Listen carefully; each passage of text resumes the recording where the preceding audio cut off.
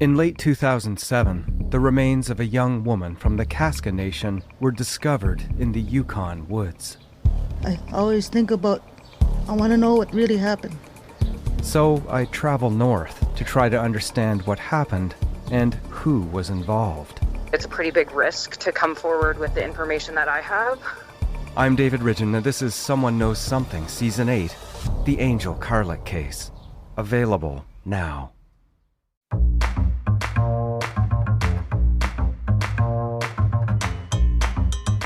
Welcome to Say More. I'm Shirley Leung. One of the main tenets of journalism is this: don't become the story. But for my guest today, that has been hard. Marty Baron became executive editor of The Washington Post in 2013.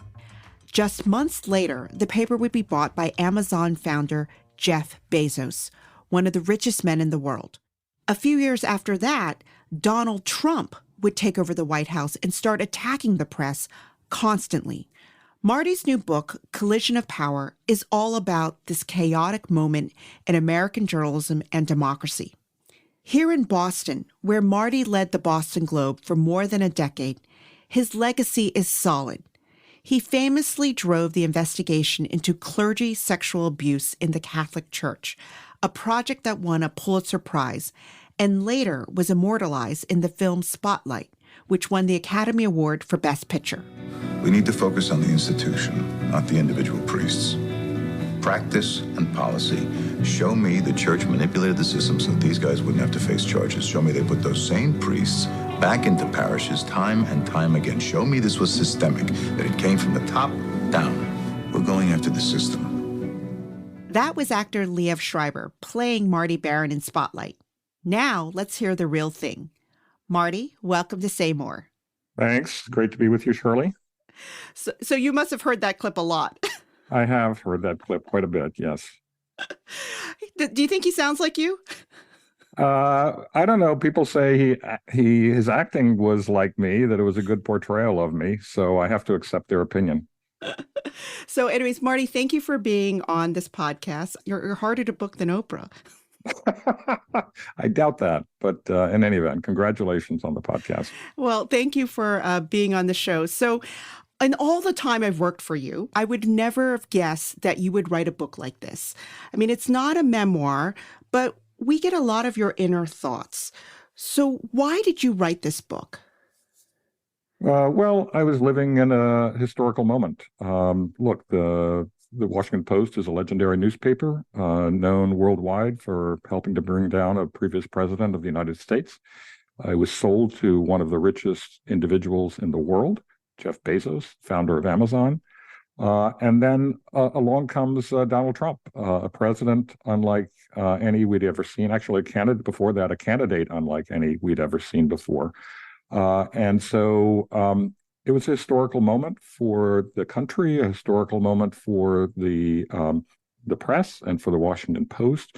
And I was in the middle of it. And I thought that that story ought to be told. I mean, look, this is a news organization which has as its motto or mission statement, as Bezos likes to call it, democracy dies in darkness. And the press is a big part of democracy. And the Washington Post was certainly a big part of democracy during the Trump years. And I felt somebody should write that. And who was going to write that? It was going to have to be me. When you accepted the job at the Post, you weren't expecting the Graham family to sell and then to have the paper bought by a billionaire tech entrepreneur. I mean, how is Bezos different from what you were expecting? Yeah, I definitely wasn't expecting it. The parent company was called the Washington Post Company. I didn't think that a company with the name the Washington Post Company was going to sell the Washington Post. And the Graham family had been so committed to that news organization over 8 decades. I didn't really know what to expect from Bezos. I mean, I had some high hopes for the organization. Bezos was known as a person who liked to grow organizations. I didn't expect that he would be somebody who would just continue to shrink us. So I was very hopeful that he would come in with a strategy that would allow us to grow rather than to shrink. And so he's not a person who thinks small. He tends to think big and long term. And that was encouraging. I didn't know what he would expect of me or even whether I would survive it. I mean, when you get a new owner, you often get a new editor. And after a year, he named a new publisher. And also, when you get a new publisher, you often get a new editor. So I survived that somehow. Did you have a plan B, Marty? I didn't really have a plan B except to save as much money as possible because I would need it. I didn't want to think along those lines either. I wanted to be there for the long run. And I thought it would be exciting to be part of an organization that Bezos was running. It was fascinating how many people get to work for him in such close quarters. And I thought he would bring some ideas that we needed. I thought we really needed fresh thinking at the Post. I think all news organizations need that. And he was going to bring knowledge of technology. He was going to bring knowledge of consumer behavior, which is also really important. And he was going to bring investment. As to him personally, I found him a lot very engaging. I mean, I didn't really know what to expect. I mean, I thought he was really smart. Obviously, he was very analytical. He asked really good questions. He was intellectually curious. He was willing to have people disagree with him if you could present him with the evidence. I was struck by that. So, Marty, I've never known you to be effusive about anyone, but in your book, and just now, you seem to gush about Bezos. I mean, you really like the guy, right? Well, I do like the guy, and I don't think I'm gushing though. I mean, I did take him to task on some things in the book. I mean, so I took him to task on his icy dismissal of my first publisher there, Catherine Weymouth, who was the niece of Don Graham. I don't think that was handled well or empathetically in any way. I took him to task on ending the way that he ended the pension plan at the Post, which was really provocative and very much irritated the employees and the union in particular. I took him to task on his some of the metrics that he thought to impose. The 15-minute. What was the 15-minute rule? Well, there were a number of metrics. I mean, our overnight team expected them that we should measure it, and they should be able to turn around stories in 15 minutes. And that should be the metric that we would apply to them. We never did that, and I didn't want to do that, and I wasn't going to do that. And I didn't think it would accomplish anything useful. But he also had a metric of what was called direct indirect, that individuals like reporters would be considered direct contributors to the Post. And that's where we wanted to put our resources. And people like editors would be considered indirect, and we should minimize the number of editors. I mean, his view was that editors were needed for the most complex stories, but you didn't really need editors for the vast bulk of the stories. What do you think is the most important business lesson you've learned from Bezos? First of all, you need to have a strategy. You need to settle on the strategy that you think is going to work. That's what helped us at the Post. It was the most fundamental and important decision that he made, and the thing that made the biggest difference for us. We had been a news organization that had shrunk, that was focused on being, as they called it, for and about Washington, that we were focused on strictly coverage of our region. And he felt that wasn't the right strategy for us. We had an opportunity, because we were based in the nation's capital, to become a national news organization. That was a good base. We had a name, the Washington Post, which is a name that can be leveraged to a national and international level. And we had a heritage and a history of holding power to account. And so we had a national identity and an international identity. And he sought to capitalize on all of that. The other thing is not despair. News organizations all over the country and all over the world are despairing in so many ways. And a lot of people were writing off the Post. We were cutting every single year. We cut the first year I was there. We were going to cut more in perpetuity. The newsroom was destined to continue shrinking. I think it's possible to pull out of that. And I think it's really important for us not to be pessimists about our business, but to find causes for optimism and find and develop a strategy for pursuing it. So the book goes into great detail about how the Post covered the 2016 presidential race. You acknowledge that the Post and other media were out of touch with voters and missed the story of Trump's grip on the electorate. Do you regret how the Post covered that election? I don't have regrets about how we covered the election. My only regrets are prior to the election, prior to Trump actually entering the race in 2015, that we hadn't really taken the measure of the American public. We didn't really understand what could possibly lead to a candidate like Donald Trump. We didn't understand the level of anger and grievance and upset among so much of the American public. Their rancor toward the so-called elites. They wanted somebody who was going to tear things down and beat people up and punch the so-called elites in the face, in particular the media.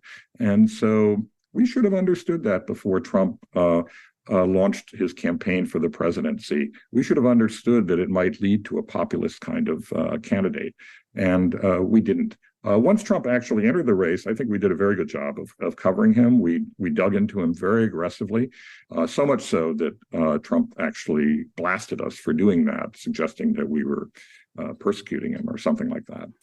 I mean, do you think the media gets it now? Do you think the media understands the electorate now? Some do.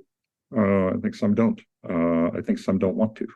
I think we understand the electorate a lot better than we did in 2016. But I think we can still do a better job of getting out into the country and out into communities and talking to people and really listening to them, and not just recording what they say, but actually listening to what it is they mean by what they say. Why do they feel this way? Listening generously to people. And I think we can do more of that. So Trump is once again running for president, and there remains a huge debate on how to cover his blatant lies. Damn if you do, damn if you don't.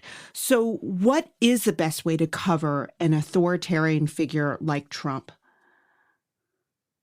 Well, I think it's very important that we really look at what kinds of policies he intends to implement if he becomes president again. And who would he put in positions of power? Look, this is a person who has spoken openly about suspending the Constitution. There can be no doubt that is an authoritarian measure. I mean, that's the ultimate authoritarian measure. I think we should really focus on that and what are the policies that he intends to implement. How would he go about implementing those policies? Who would he be putting in charge? What is their history? What is their background? And we should be focusing people's attention on what a second Trump administration would really be like.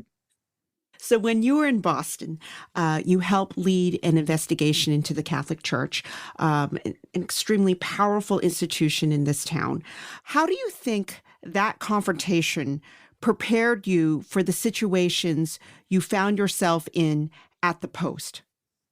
Well, I think it's really important that we investigate power if there's evidence that powerful institutions or powerful individuals have engaged in wrongdoing. That's our absolute obligation. Frequently, people ask me, well, weren't you concerned? I mean, the church was such a powerful institution in New England at the time. Weren't you concerned about the reaction you would get? Weren't you concerned about subscribers canceling, things like that? And my response has always been, the more powerful the institution, the greater the obligation on our part. The greater their capacity to do wrong on a significant scale, the greater their capacity to cover it up. So the greater the obligation on the part of a news organization to go after that. What are we supposed to do? Go after the minor players and ignore the major players when it comes to abuse of power? So all abuses of power, in my view, should be aggressively investigated. And so that's what we sought to do with Donald Trump as well, because he did abuse his powers. And he continues to talk about abusing the powers of the presidency. And so, and I don't think that we should think much, if at all, about, well, what's the reaction going to be? I think we need to think about what our mission is. Why do we exist? Why do we have a free press in this country? Why do we have an independent press? The whole idea goes back to James Madison drafting the First Amendment, and he talked about freely examining public characters and measures. The public characters being politicians, government officials, other individuals with power who influence American life, and the measures being the policies. And so that is our absolute obligation. And that's what we sought to do in Boston with the church. And that's what we at the Post sought to do with Trump in Washington. More of my conversation with Marty Baron after this short break.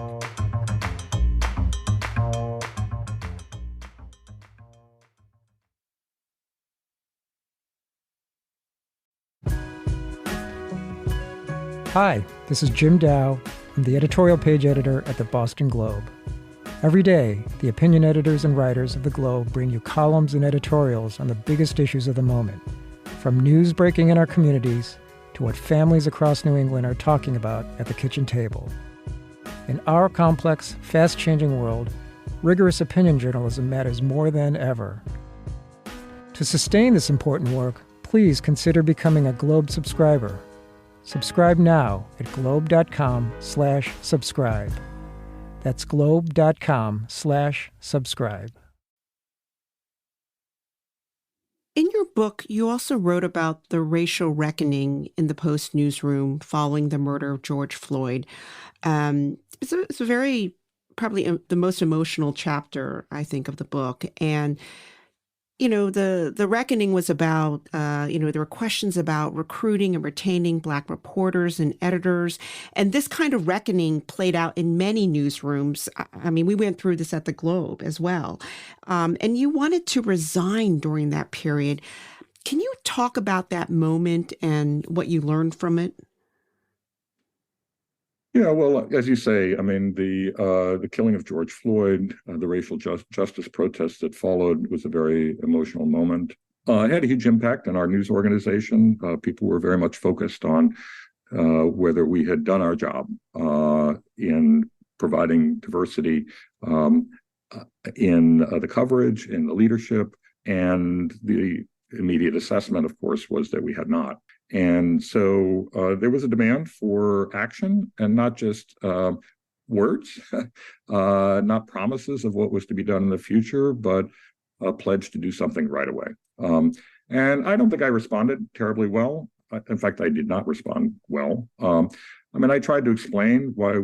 Look, we had, I would say, pretty good diversity numbers overall on our staff. We had better diversity than the New York Times, but we didn't have it in the leadership of the organization, and that was understandable complaint, and there was a desire to do more. I mean, I tried to explain why we didn't. Had a lot to do with where we were putting our resources, which was more, at the time, more frontline positions than high-paid, senior editorial positions.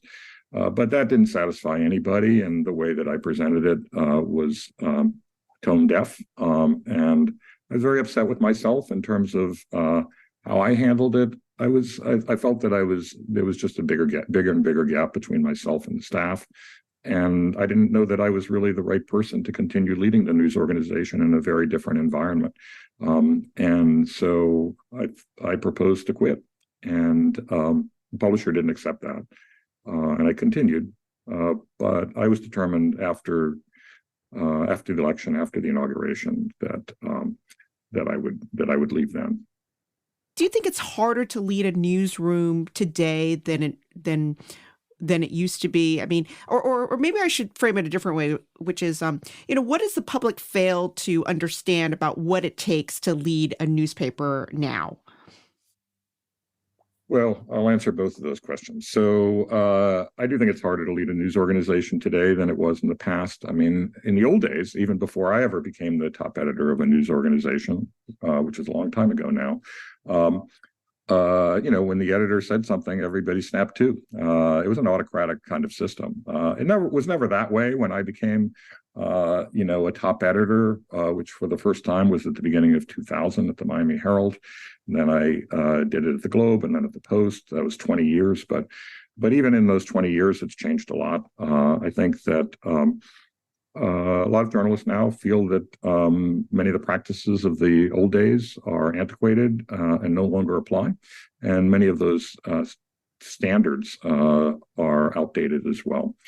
I don't happen to agree with that. But part of it's driven by metrics, right? I mean, before, some of the decisions now are driven by the numbers, how many clicks stories gets. Well, that gets to your second question, which is what does the public fail to understand about newsrooms today? Look, I mean, these are for an editor.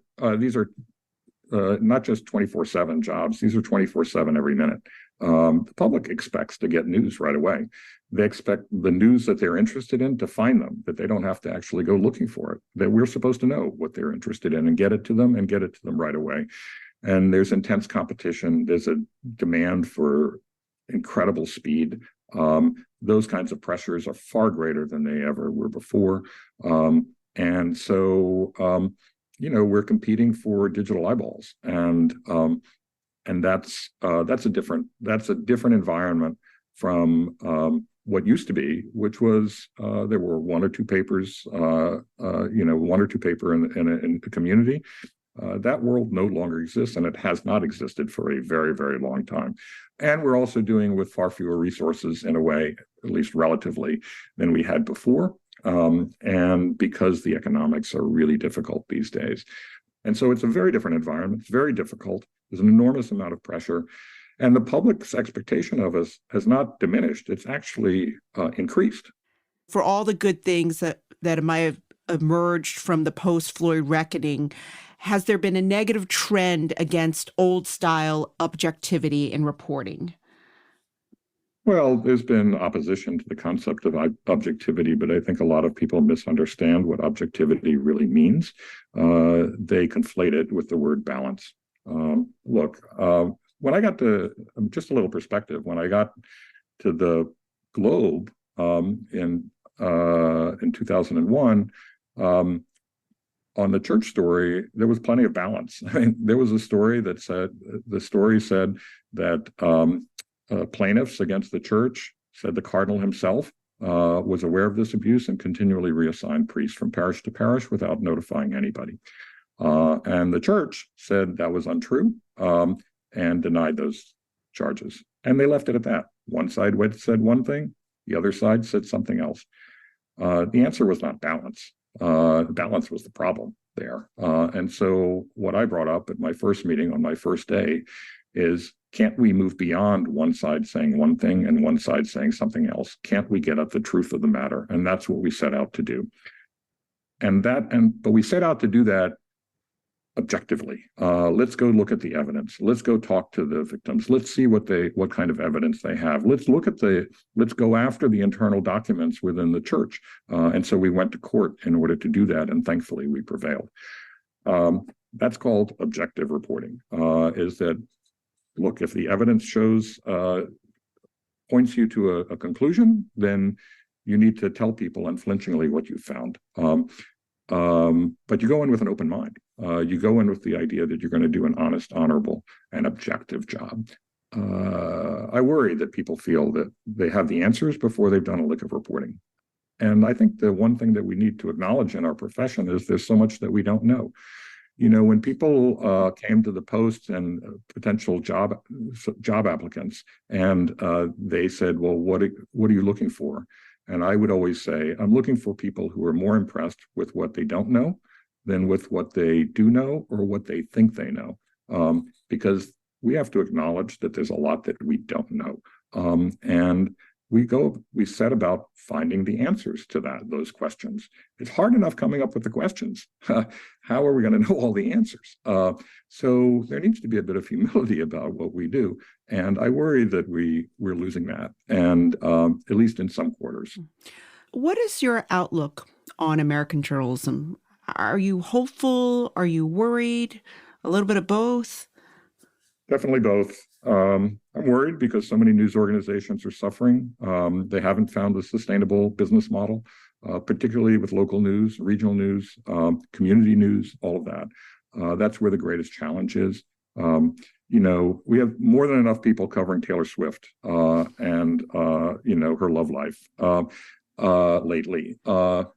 You're up to speed, Marty. You can't avoid it. That's the problem. As much as I try, I can't avoid it.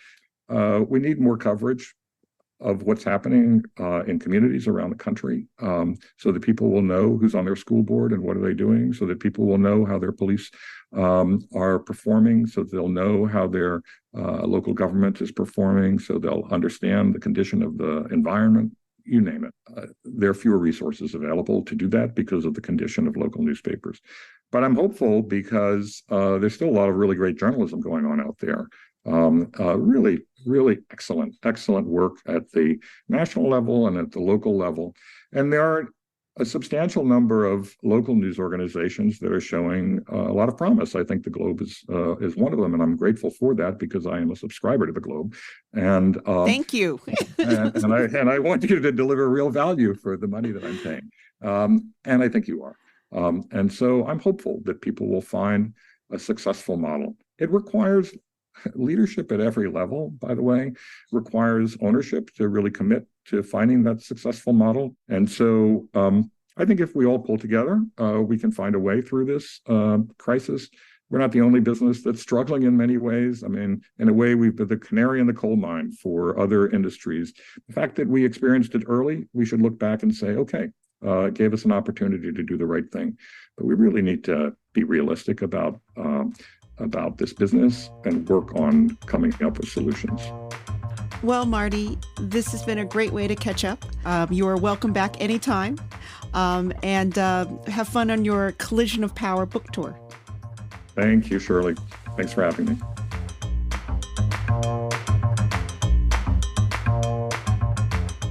Say More is a production of the Boston Globe. Today's episode was produced by Anna Kusmer with help from Scott Hellman, Jesse Remedios, Alexis Sargent, and Abby Kanina. Our editor is Jim Dow. Our engineer is Uzair Ahmed. Maggie Taylor is our marketing coordinator. Our music is from APM Music. If you like the show, please follow us on Apple, Spotify, or wherever you get your podcasts. Find us online at globe.com/opinion. I'm Shirley Leung. Thanks for listening.